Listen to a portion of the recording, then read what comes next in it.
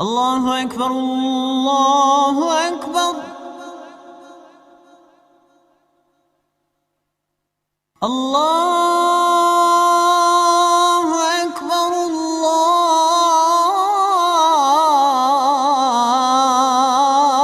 الله أكبر.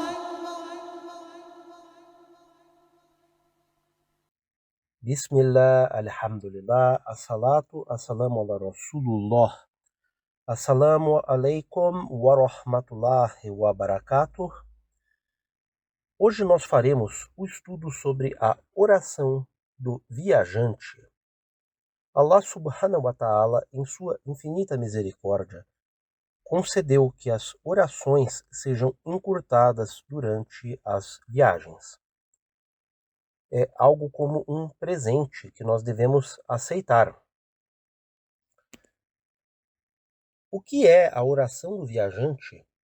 Nós podemos qualificar que é a oração encurtada. No caso, as orações de 4 rakats passam para 2 rakats. As orações de 3 e de 2 rakats, como a Fajr e a Maghrib, continuam do jeito que estão. Na oração do viajante, considera-se que a distância entre o viajante e o seu destino é de 3 dias e noites de viagem, conforme o andamento a pé ou de camelo ou a cavalo. Esta distância, para um cálculo em períodos modernos, poderia variar entre 77 e 90 ou até 100 quilômetros. Então, a partir desta distância, a pessoa reduz as orações de 4 rakats para 2 rakats. O desobediente e o obediente em uma jornada são iguais nesta dispensação, diferente do Imam Shafi, que considera um desobediente inelegível para esta facilitação e esta concessão de redução nas orações. O número de rakats. O fard, ou seja, a oração obrigatória do viajante, é de 2 rakats em cada oração de 4 rakats. Não é permitido adicionar mais 2 rakats a esta oração.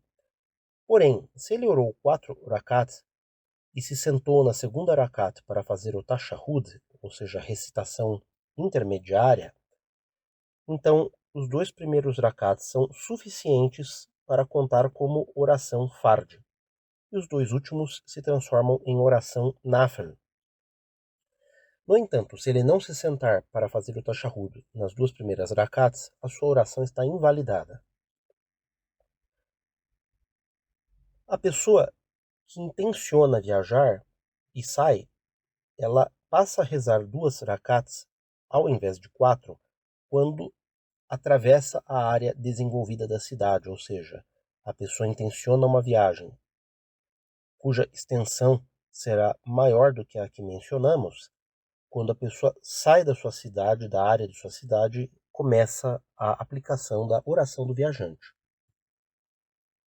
Quando um viajante conduz pessoas residentes rezando 2 rakats, ele executa o taslim, ou seja, a saudação final da oração.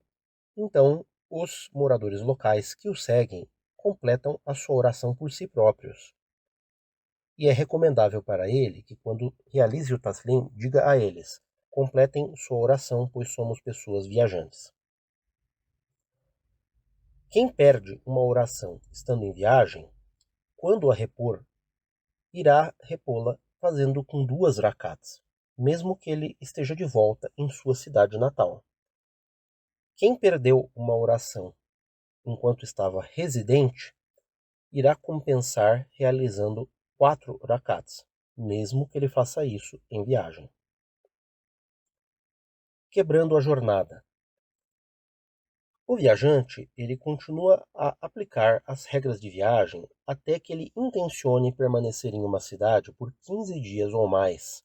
Neste momento, ele é obrigado a passar a rezar as orações de forma integral, ou seja, as orações de 4 rakats, rezará elas com 4 rakats. Se ele permanece menos do que isso, se ele pretendeu, se ele intencionou permanecer menos do que isso, ele não reza por completo. Ou seja, aquela pessoa que pretende permanecer em uma cidade por 15 dias ou mais, então neste momento em que ele faz essa intenção de permanecer na cidade por 15 dias ou mais, ele deve passar a rezar a oração integral. Se ele intenciona permanecer menos do que isso, ele não vai rezar por completo.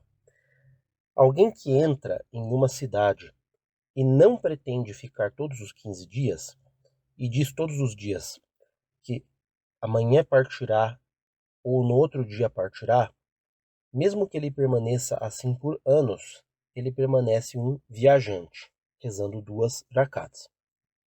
Antigamente, nos períodos de guerra, quando um exército entrava em território de guerra e depois permanecia lá com a intenção de ficar por 15 dias, ele não rezava o salat na íntegra. Finalmente, quando o viajante entra em sua cidade de origem, ele reza o salat integralmente, mesmo que ele não pretenda permanecer lá. Subhana rabbika rabbil izzati amma yasifun wa salamun alal mursalin walhamdulillahi rabbil alamin. Suratul Fatiha.